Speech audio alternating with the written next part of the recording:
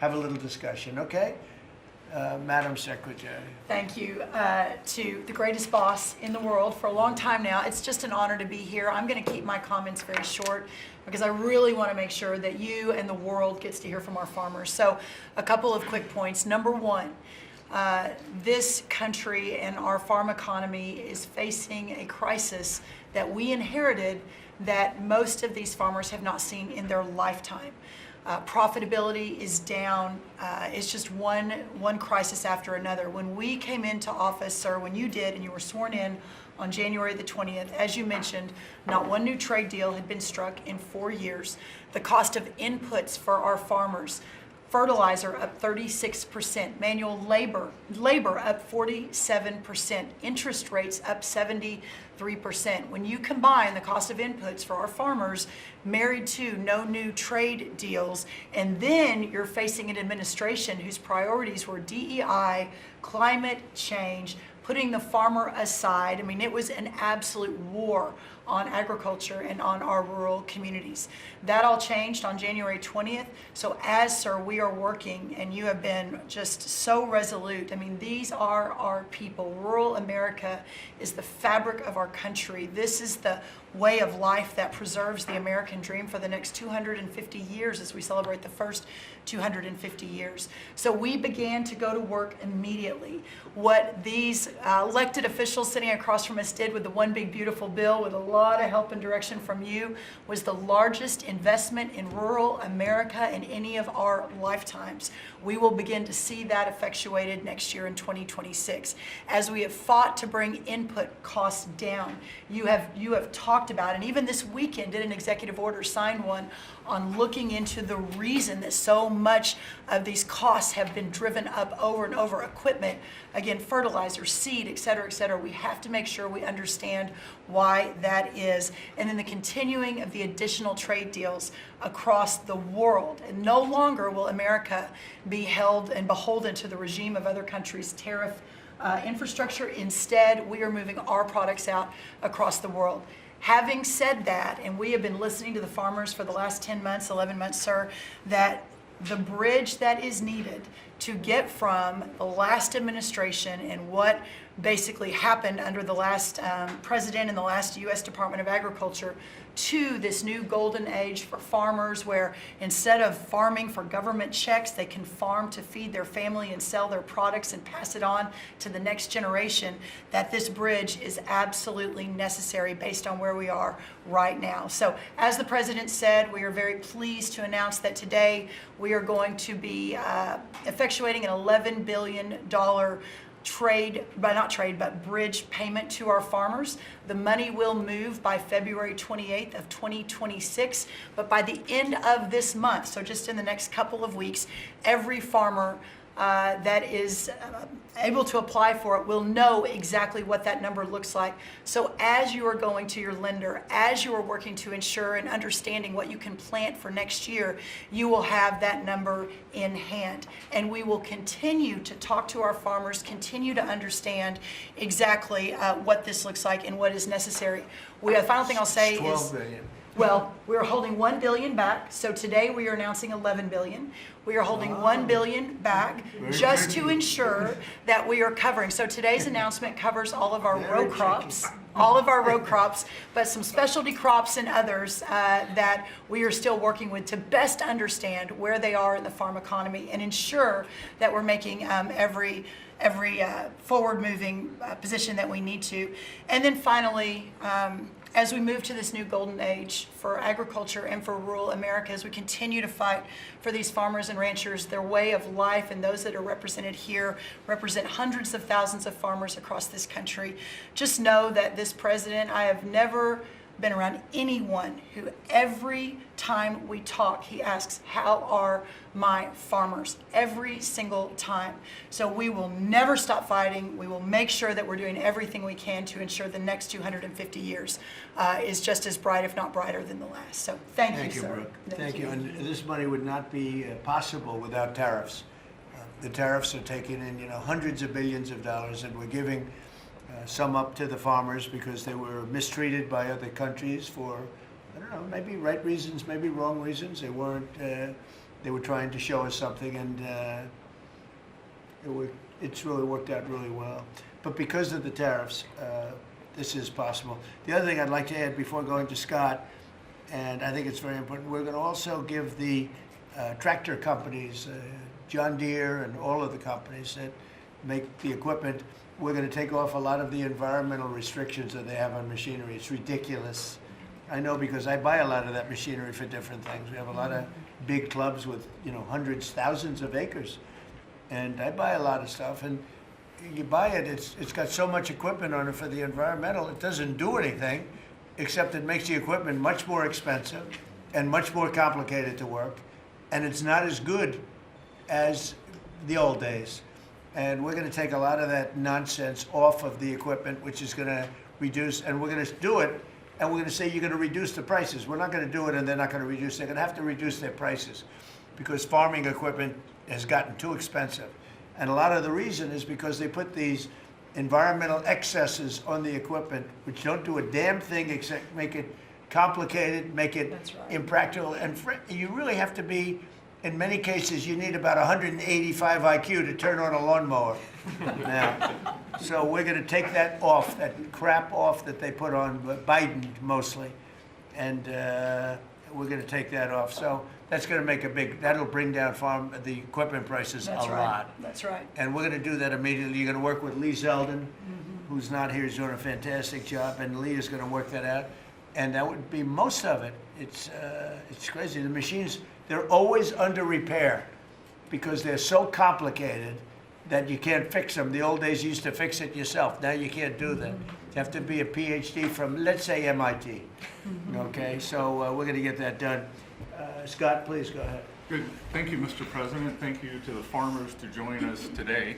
And I will tell all of you here that when either in person or when we are on a call with President Xi, the first thing the president asking for is more soybean purchases. That's right.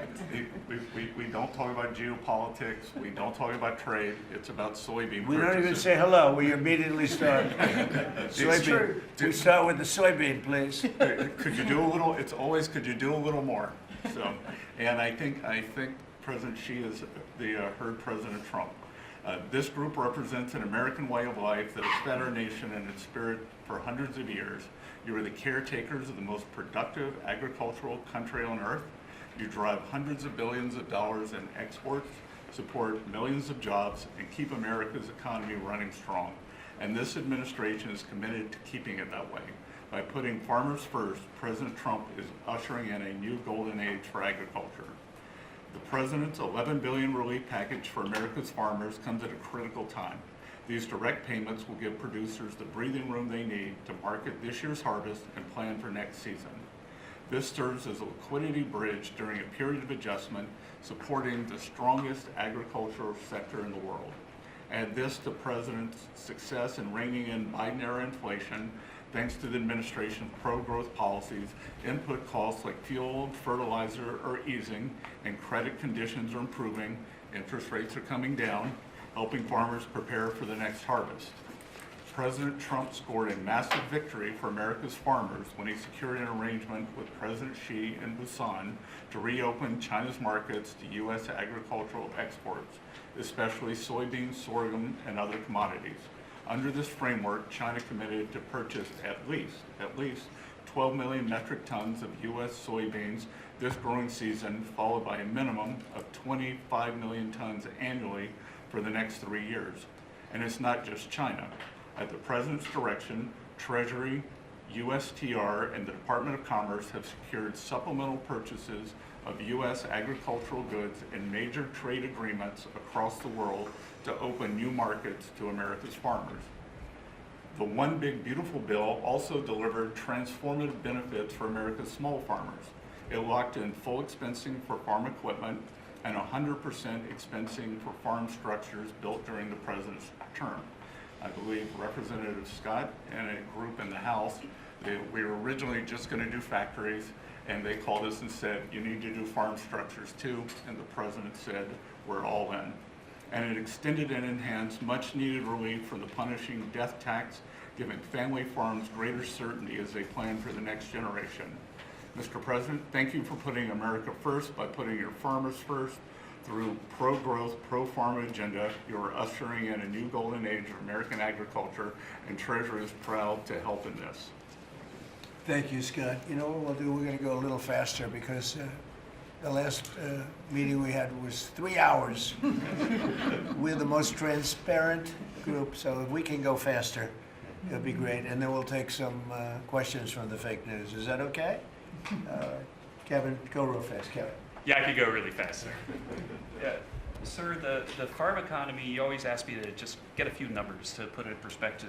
And as I've looked through the incredible performance of these people that work so hard and are such important people for keeping communities alive, the thing that struck me the most, because you and I were here in the White House during COVID, is that during those terrible COVID times, farm production didn't go down. Like these farmers, they went to work every day and they produced so much. But then Joe Biden came in, so we had COVID, and farm production didn't go down. And then Joe Biden came in and he really wrecked the farm economy. And so during Biden's term, 150,000 farms closed, sir. 150,000 farms closed after we went through COVID and we didn't have a problem. Now, why did we do it? Why were we able to do that? I'm going fast.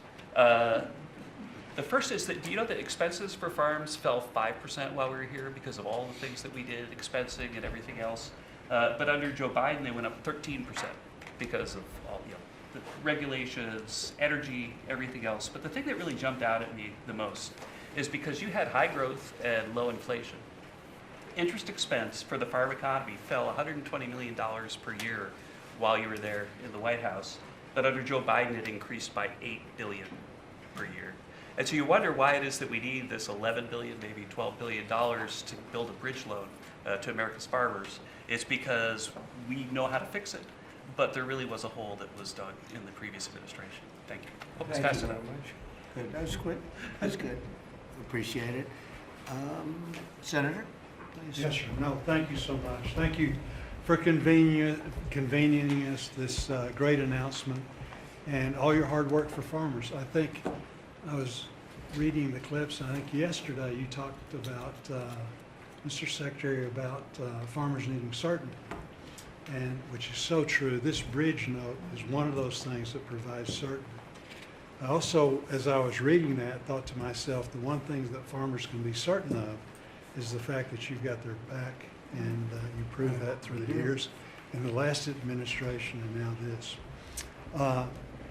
I was giving a presentation to the Senate a while back, and I was talking about us having the cheapest, safest food supply of any place in the world. It's not just about the farmers in rural America. And so Marco Rubio was sitting by me prior to coming over here and becoming the great Secretary of State. But he punched me and said, "John, always remind him," he was head of the Committee on Intelligence. He punched me, he said, "Always remind them, food security is national security." So this is important for so many different reasons. And again, I appreciate you for recognizing that, not only now, but when you were campaigning in your first election, how you treated the farmers in your first administration, and now stepping up. So we look forward to helping you. If we need some additional help, looking to Congress, whatever, we'll be there for you. So We're taking in so much money with the tariffs now that it's such a pleasure. Without it, we wouldn't be able to help you. We're making our country, we're the richest country in the world now. And, we have a big decision. Hopefully we're going to get the right decision. It's such a big thing in the Supreme Court right now. And we have a lot of bad people opposed to us, people that hate our country. Other countries are involved, some real sleazebags that I know, political sleazebags. And they're trying to take that away from us. And we have other methods, but they're not as powerful. They're not as quick. Some of the wars that I solved wouldn't have been solved using those methods. So it's a very important thing, the tariff. The decision of the Supreme Court's a very important thing. And Scott, we can do it other ways, but it's slow and it's cumbersome. and it doesn't have the power. It doesn't have the national security power that what we have. So I hope we're going to be successful. That's all I can tell you. Austin, please. Thank you, John. Well, first of all, President, thank you for the selection of Brooke Rollins as Secretary of Agriculture. That was a big first step. You want to keep her? Absolutely. Can I Absolutely. butt in and second that? She's, not only her, but her staff does a tremendous job. I agree. And Remember we really eggs? do Remember we came in appreciate and all she does. Absolutely. the people in the media, I'm going to be nice, people in the media were 3 days into offices here, right? They're saying egg prices are up like 90% more than that. And I said, I just got here. I didn't know about it. I just anyway, she got those prices down to below what they were before. She's doing a great job. Now beef is starting to come down, and some other things are starting to come down. Again, we inherited these problems, but we're getting them down. Go ahead, please. She is a fact-based decision maker, and the egg issue is where I learned about her. She said, we're not going to use a vaccine that doesn't work. We're going to develop a vaccine that does. Right. And that is 100% what it takes. And so we have to make decisions based on facts.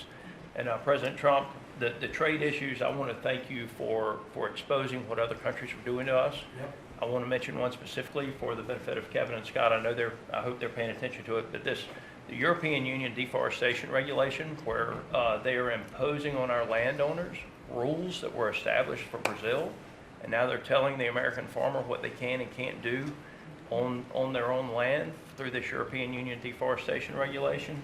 Now, what does that tell? Explain that.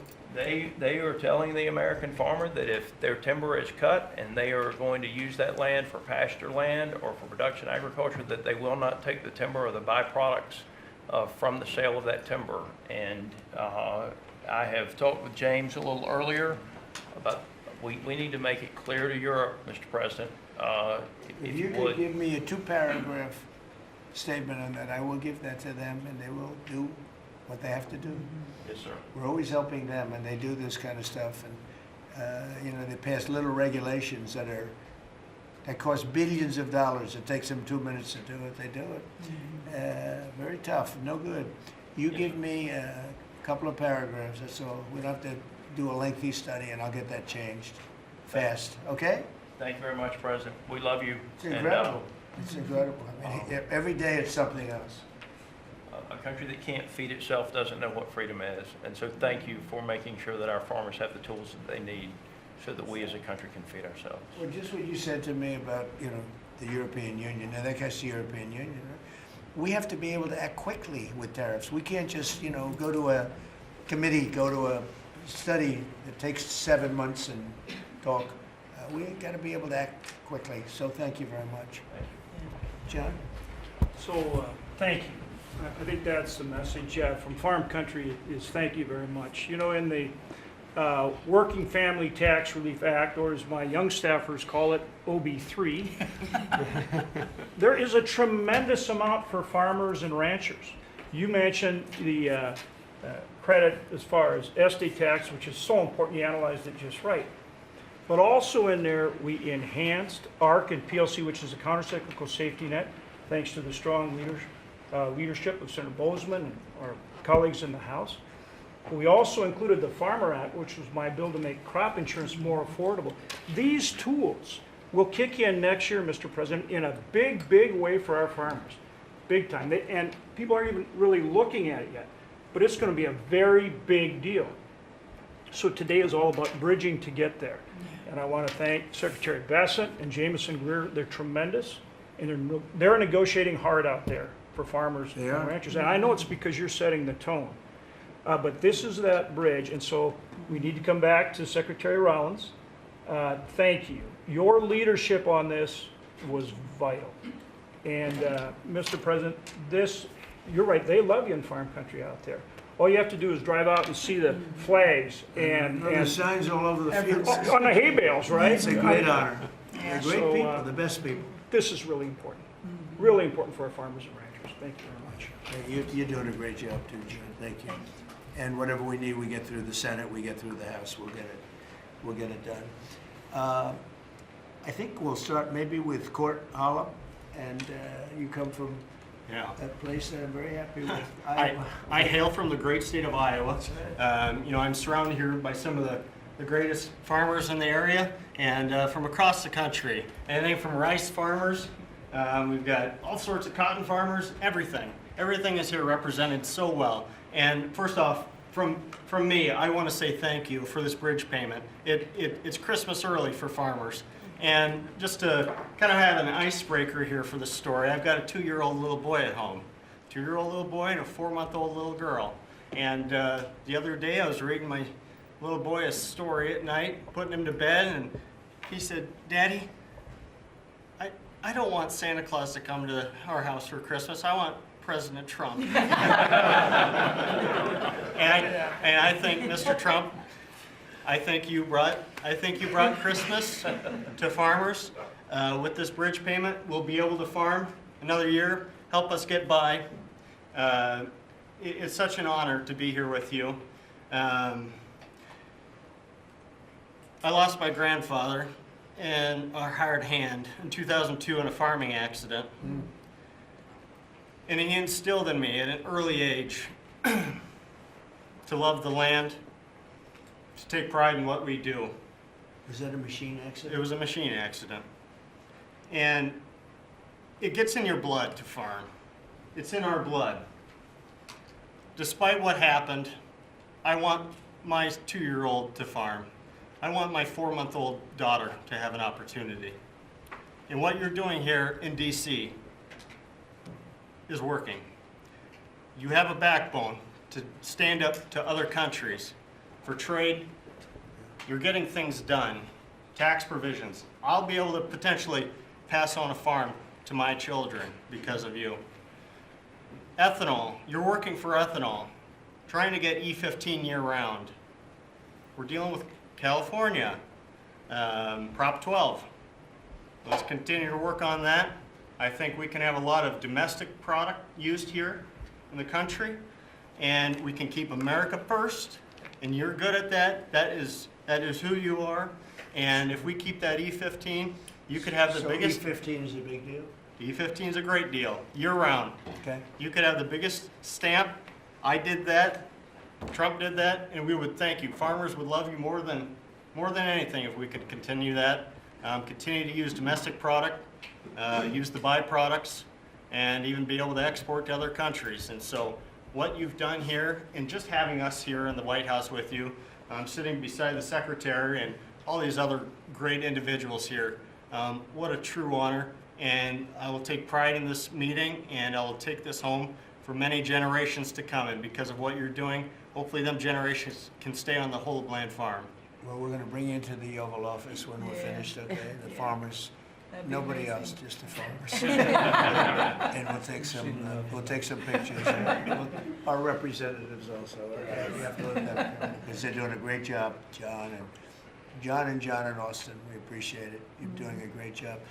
Meryl, go ahead, please. Tell us about rice. Rice. Well, thank you, first of all, for inviting me here, and my friend, the secretary. You have an incredible lady right here. She really is.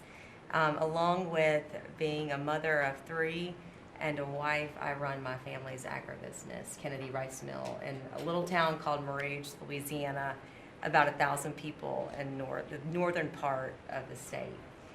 We employ around 150 people, taking rice from the field to a finished product, supplying some of the largest food companies that many of you would know here domestically, but also abroad. And my sisters and I, because there is 4 of us, right? I'm the youngest of 4 daughters, started our own rice brand a few years ago to just tell the story of American agriculture that hadn't really been told before. But I wish I was here under better terms. I'll tell you, I think the rice industry thanks you sincerely for what you have done for the California rice market into Japan. It has been monumental for our industry. But us in the South are really struggling. I mean, this is not just a crisis. I would say it's almost a market dynamics that really are true in an anti-competitive nature, right? So it follows what you sent out this weekend. And we do believe that countries are dumping rice into this country today. We've never seen imports this great. Which countries? India, Thailand, even China into Puerto Rico. Puerto Rico used to be one of the largest markets for U.S. rice. We haven't shipped rice into Puerto Rico in years. So this has been happening for years. This didn't start during your administration, but unfortunately, we're seeing it in a much bigger way now. The tariffs are working, but we need to double down because You want more? I mean, I well, understand. they're cheating, right? They're Yeah, no. not. They're just Could I ask- subsidizing and then Scott, and then India, they- tell me about India. Why is India not allowed to do that? They have to pay tariffs. Do they have an exemption on rice? No, sir, we're still working on their trade deal, so we'll. Yeah, but they should be dumping. I mean, I heard that from others. You can't do that. There's a WTO case against India Give me right the now. give me the countries if you could. Go ahead. India. Who else? So Mark it India, down. Which is good. Yes, sir. India, Thailand, China into Puerto Rico, not into the continental U.S., but into Puerto Rico. Those are the main culprits. So Puerto Rico used to do a lot of business, and now you're 100% Puerto Rico was U.S. based, all right. and So now easy to it's. settle. Okay. But there's others too, and I can get you a full list Get as me well. a full list. Of course I can. Yeah. All right. So. Go ahead. So truly, this is a national security issue. I think you put it just perfectly. And so I want for all of us in the room to know that rice is more than just a commodity. It's a currency in many of these And countries. you love rice, right? I You love it? rice. Yes, I'm going to get you to love rice too. The next time you're not going to have a button for a Coke, you're going to have a button for a rice. Get a little bit of rice. But The farmers our- love what they do. yeah, It's true. Well, our farmers can feed this nation and many nations abroad, but we need fair trade, not free trade. Yep. And so we appreciate what you've done today. We appreciate what you did in the big, beautiful bill. I mean, my word, you really changed reference prices. And, we're hopeful that we can even move that further. I know that rice prices right now are the lowest they've been in over 40 years. So we're going to struggle. We're going to max out on our payments probably. So that's something that I know those in Congress can potentially help us with to change. But again, we appreciate everything you're doing. That's solved so quickly with tariffs to these countries that are illegally shipping. It's solved. Your problem is solved in one day. That's why we have to win the Supreme Court case. That's In one right. day, that problem's solved. It's so unfair. They go out of business. They put everyone out of business. That's what they did to our car industry. We lost more than 50% of our car industry because of that. We lost our chip industry. It went to Taiwan because of that. If you had a president that said, no, you can't do that, it's 100% or 200% tariff on chips if you make them outside of the United, we would have never lost our chip industry. But we're going to have 40 or 50% of it back very shortly because they're all coming in now from Taiwan. They're building chip companies. But it's the same thing with rice. Thank you, darling, Yeah. very much. Thank Really you. nice. Well, it'll be good. We'll Thank you. get it solved very quickly. We just need the countries. We just give us the names of the countries. Yeah. Tariffs, They again, own the it largest solves the problem in 2 minutes. Yeah, they've bought the largest brands at retail too, right? So they have an incentive to subsidize their products so that they can keep it on the Yeah, shelf. who did that? The Indians own the two largest brands. All right, then we'll take care of it. It's Thank very, it's so easy. So, do you have any questions? Yes, President Trump, how are How you? about keeping it on farming? Your team answered all of my questions on Votes. farming, but I do. Do you have a farm Mr. question? President, in the interest of affordability with this aid package, I assume that that's something you want consumers to see before midterms next year. How quickly will that affect prices at the grocery store? Well, I think the prices are gonna be going down already. I mean, the prices are way down. We brought prices way down from what it was. We inherited high prices. We inherited the biggest inflation in the history of our country. That means prices going up. And we brought it down very substantially. Now inflation is essentially gone. We have it normalized, and it'll go down even a little bit further. You don't want it to be deflation either. You have to be careful. But we brought it way down. We had inflation that was the highest in the history of our country.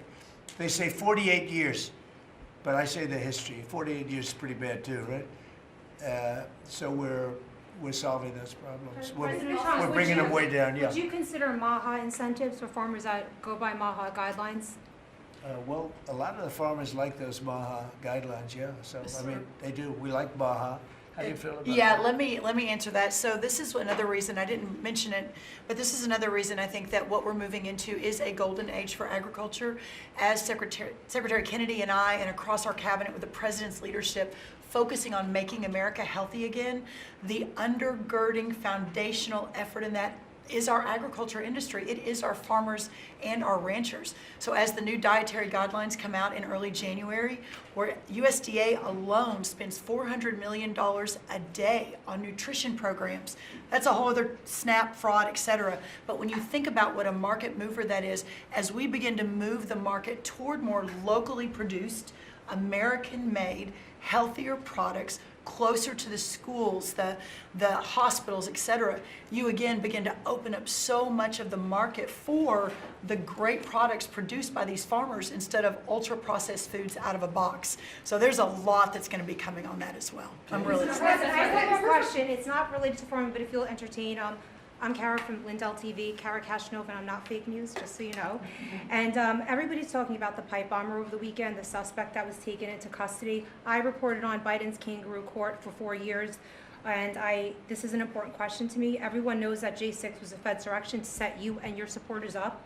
So my question is, what's your gut instinct about the new pipe bomber suspect taken into custody? Does your instinct tell you that he acted alone? And also, Mr. President, how do you feel about the lead prosecutor on the pipe bomber case? Jocelyn Ballantine is the same prosecutor that allegedly asked the J6er to lie to frame you for J6 when you did nothing wrong. What are your thoughts? Well, thank you. I really appreciate that question. It's sort of a statement, and I appreciate it very much. Jocelyn is being looked at. They all have to be looked at. What they're doing is so bad. This was a whole Democrat hoax. The whole thing was a Democrat hoax, and it's all being looked at. I appreciate Is that. this the final aid package, Mr. President, or is more expected? Is this the final aid package, farm aid It package? depends on where we go. China's buying a lot. Other countries are buying a lot. And, the interesting thing about the farm, they don't want aid. They want to just have a level playing field. No, please. I've seen that more with farmers than anybody else, any other industry, right, Deb? Right. We've seen it more with farmers where I've had meetings like this, primarily in the first term, and we did a great job. We turned it around. This is going to be the golden age. But the farmers don't want aid. They want to have a level playing field, because if they have a level playing field, they'll do better than anybody else. They're better than anybody else. Our product is incredible. Our machinery is incredible, right? I mean, we do have the best machines. It's a very big statement I made, though. The environmental excess that we have put onto our tractors and all of our machinery. Do you all agree with that, by the way? You don't know. It's got to go. It doesn't do anything except make the machines break all the time. Yeah. And I must say, I like to buy old machinery. I said, buy old, Yes. because it's better. The new stuff is terrible. It never works. Never works. Mr. President, you said that you would have no, Listen to Mr. this. President, you said you would have no problem with releasing the full video of that strike on September 2nd off the coast of Venezuela. Secretary Hegseth I now didn't say says, that. You said that. I didn't say that. This is ABC fake news. you said that you would have no problem releasing the full bit. Okay, well, Secretary Hegseth, Whatever Hegseth wants to do is okay with me. he now says it's under review. Are you ordering the secretary to release that full video? Whatever he decides is okay with me. So every boat we knock out of the water, every boat, we save 25,000 American lives. That was a boat loaded up with drugs. I saw the video. They were trying to turn the boat back to where it could float. And we didn't want to see that, because that boat was loaded up with drugs just like everything else. But every boat we shoot down, and I don't know if you know, we're 92 or 94% down in drugs coming in by the sea. And we're trying to find who are the 6%, because I don't know, people aren't liking to drive boats right now loaded up with drugs. But every single, think of that, every single boat we shoot out, on average, we save 25,000 American lives. Do you feel okay about that, Court? Keep us safe. Okay, I know my men. What about you? Are you okay with that? Totally fine with Are you that. committed to releasing the full video? Didn't I just tell you that? You said that it was You're up the to most Secretary Hegseth. obnoxious reporter in the whole place. Let me just tell you, you are an obnoxious, actually a terrible reporter, and it's always the same thing with you. I told you, whatever Pete Hegseth wants to do is okay with me. Touching on midterms, and I just have a quick question. There's, at least 20 House Republicans who have either said they're going to retire or not run again. Do you And have any Democrats concerns also, about the and Democrats Right. also. Do you have Well, any? why don't you mention them? How many Democrats are gonna Well, retire? do you, How many well, Democrats? that's what I was going to No, ask no, you. but Do you why don't have you tell me any the number of concerns? Democrats too? You Well, tell me are about. you concerned about the narrow margins? And No, I'm not concerned. I think we're gonna do Congresswoman Elise well. Stefanik is among them, and We will have the Nassau greatest County Executive economy. Bruce Blakeman, who you know as well, is considering running for We're governor. gonna have the and- greatest economy in history. How many Democrats are retiring?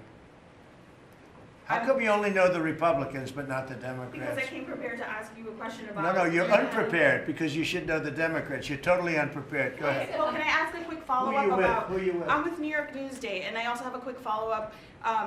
Congresswoman Elise Stefanik is among those who is running for She's New York great. governor.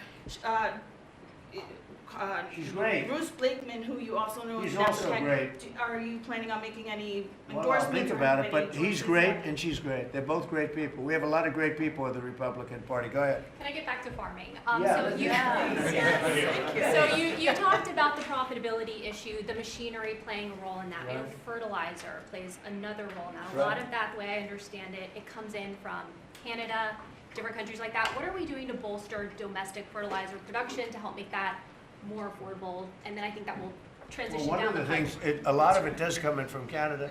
It does. And so we'll end up putting very severe tariffs on that if we have to, because that's the way you want to bolster here, and we can do it here. We can all do that here, but I would say what you do, you put very severe tariffs on from coming into other countries. You'll be making your own fertilizer very soon. In fact, Secretary Burgum, this cabinet is so remarkable. Instead of just seeing each other every month, we're literally talking every day, multiples of times a day. But our Secretary of the Interior, I, and Secretary Besson and others, we have a whole plan in place, including the reshoring of fertilizer and the opportunity to do it in America. Having said that, we've also, per the President's guidance, issued a directive, these fertilizer companies, the seed companies, the equipment companies, all of the above, as our farmers have struggled year over year, the meat packing companies continue to make, a lot of money, hand over fist, a lot of foreign-owned companies. So that's why the President has been very unequivocal in saying we got to figure out why all these input costs are skyrocketing and all of our farmers are struggling, which we're going to do. So That is a when they great take- question and When very they take like important. fertilizer out of the country, all of a sudden we don't do it anymore. Then they start charging and sending the, very high prices from other countries, whether it's Canada or somebody else. We're not going to let that happen. Okay? Mr. President, on the quality of foreign produce, you spoke about soybeans and how the quality here in the United States obviously is a lot better. That's what I've heard. Yeah, is the default of this administration, because that's an issue I understand with root vegetables, citrus as well. Is the default of this administration that even if it's a little bit more expensive homegrown, you will choose homegrown over cheaper produce abroad? I like homegrown. Some things we can't grow because we don't have the heat. There are some things, little delicacies, or maybe not such delicacies, but they grow better in warmer climates, very warm climates actually. But for the most part, I like homegrown. Mr. President, thank you. One on this announcement and then one on foreign policy, if I may. Are you open to tapping into tariff revenue again, should farmers find they need additional relief to get to that level? Yeah, if we're going to make the farmers so strong, and I'm not even talking about financially, because they just want to be able to produce what they can produce, and we're going to make them so strong that it will be indeed a golden age for farmers. And then on Russia and We had it going in the first administration, and then Biden came in and ruined everything. They had no idea what they would. They did. I mean, I think they hated the farmer. I love the farmer. And That's then, why I got 94% of the vote from the farmers. But they hated the farmers. I love the farmers. Go ahead. and then on Russia and Ukraine, obviously your administration has been having talks with each side. Given that there is no peace deal at this point, will your administration stay engaged in those talks to effort a peace deal? We just want to see people stop from being killed. We don't, as you know, Joe Biden gave them $350 billion. You know what I gave them? Nothing. I did give them javelins at the beginning and knocked out a hell of a lot of attacks. But and Obama gave sheets. Remember, Obama gave sheets and I gave javelins. But no, we have a great situation going over there, except for one problem. You got a lot of people dying, and I want to see that stop. So you have mostly Ukrainian soldiers and Russian soldiers. Last month, 27,000 soldiers died, mostly soldiers. A few people from the dropping of a missile in the middle of Kiev or wherever, which is a terrible thing. But mostly soldiers. 27,000 soldiers died last month. That's what I want to see stop. We, as you know, we now sell equipment to NATO at full price, and NATO takes that equipment and probably gives it to Ukraine. I guess they could give it to others too, but for the most part, give it to Ukraine. And they're working with Ukraine in terms of distribution of equipment, missiles, etc. But we aren't spending money. What we are doing is spending time on a humane basis. We want to see if we can stop the killing of 27. It would have never happened. This war would have never happened if the election weren't rigged. If I were president, this war would have never happened. President Trump, Trump, do you support the Paramount deal that If you could you pick talked a lot about anything- the soybean purchases. Say it. You talked a lot, obviously, about China's Yeah. soybean purchases. Some lawmakers from North and South Carolina have raised concern that U.S. tobacco farmers were told that China would not purchase flu-cured tobacco this year. Has that come up in your conversations No, I at haven't all? heard that, but we're doing well. The tobacco people, because of the deals I made, they're doing very well. But that could be, if it's the case, I can get it solved very quickly. Do you So President Trump, let do us you know how you settled on this 12 billion or 11 billion plus one more billion We dollar did, yeah. figure? We looked at how they were hurt, to what extent they were hurt. We did a very, steady progression of charts, and we figured out a very exact number, and it was about $12 billion. Okay? President Trump, if you had one Christmas wish for America besides making American farmers great again, what would it be?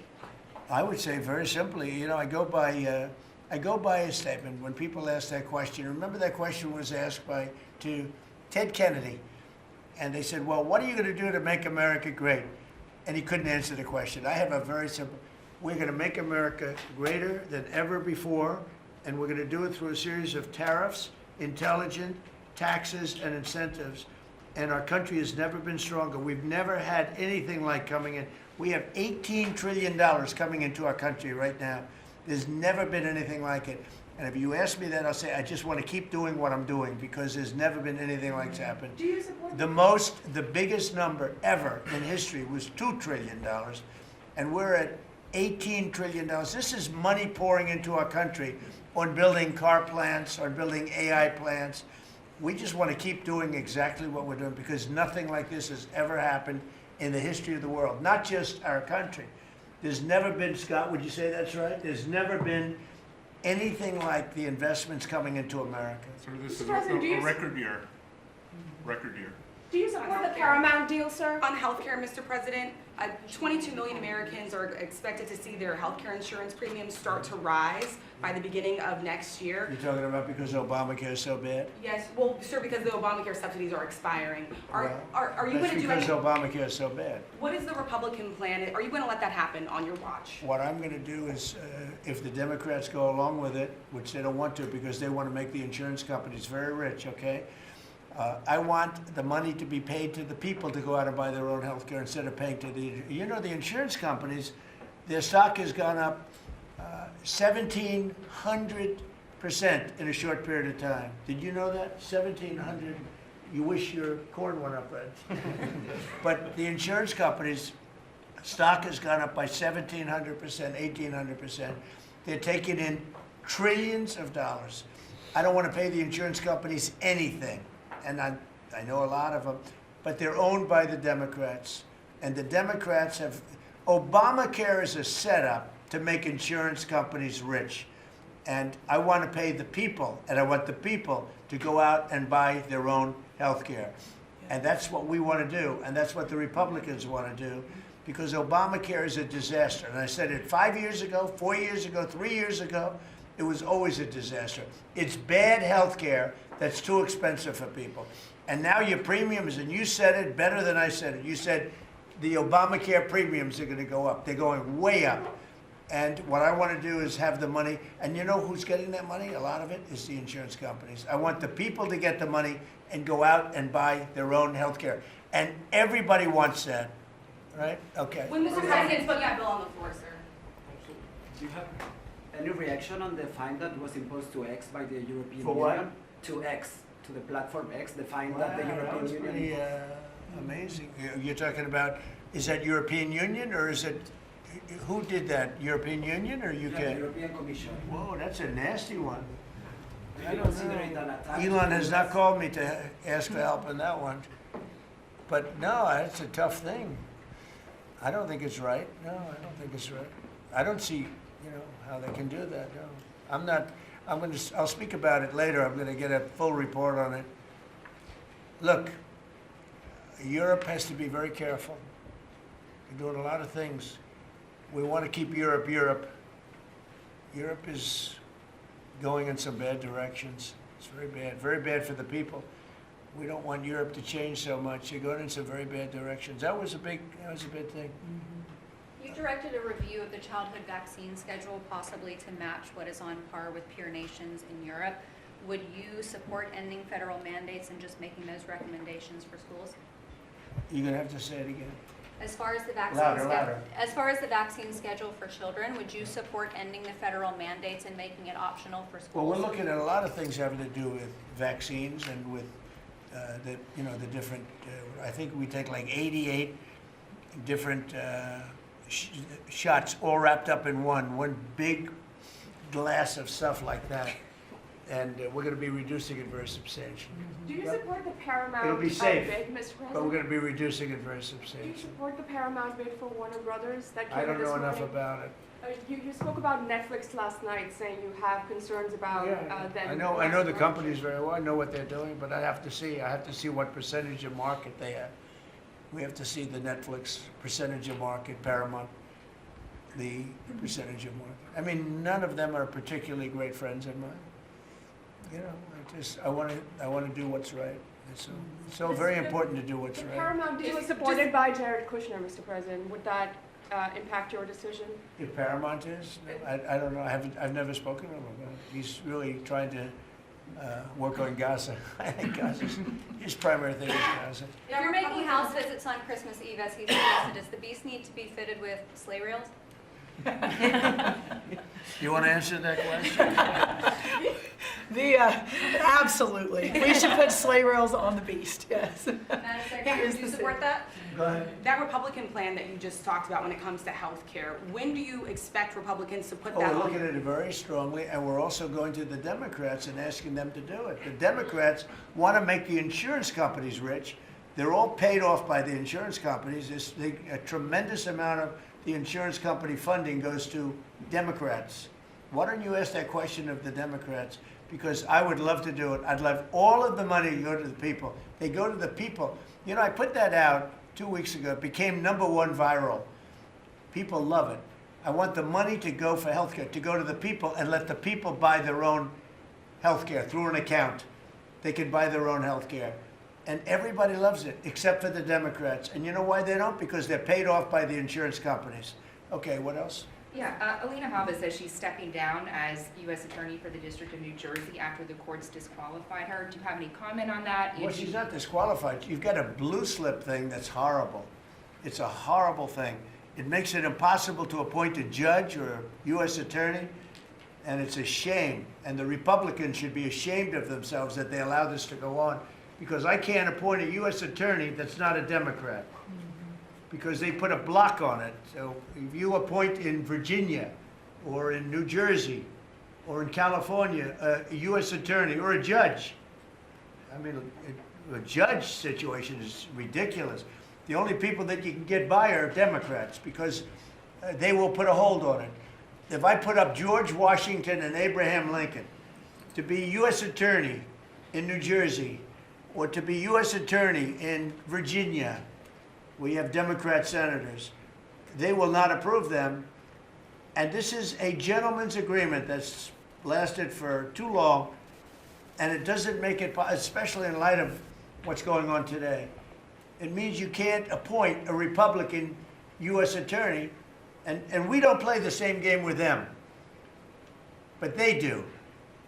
And I hope that somebody speaks to Senator Grassley about doing something about the blue slip, because I'm telling you, John, I put up great people, top people, highest education, the best lawyers to be like U.S. attorney, and both senators, it only takes one, but if they're Democrat senators, they say we're not going to approve it. I had a couple of them say, why don't you appoint Democrats? All because Senator Grassley, with his blue slip stuff, will not let anybody go by. By the way, the Democrats have violated the blue slip provision on numerous occasions, but we don't do it. And what it means is, I guess I just have to keep appointing people for 3 months and then just appoint another one. And it's a very sad situation. We're losing a lot of great people. We have about 7 U.S. attorneys who are not going to be able to keep their jobs much longer because of the blue slip. Because unless, I think I know why they did that, to protect their ass. Okay, that's why they did that. But it should be done away with. I want to be able to appoint the most highly educated, the most respected people. They can't keep their jobs because of the blue slips. Terrible. Okay, thank you very much, everybody. Thank you. The farmers, let's come into the Oval Office, all right? Deb, come on. We're going to go into the Oval Office.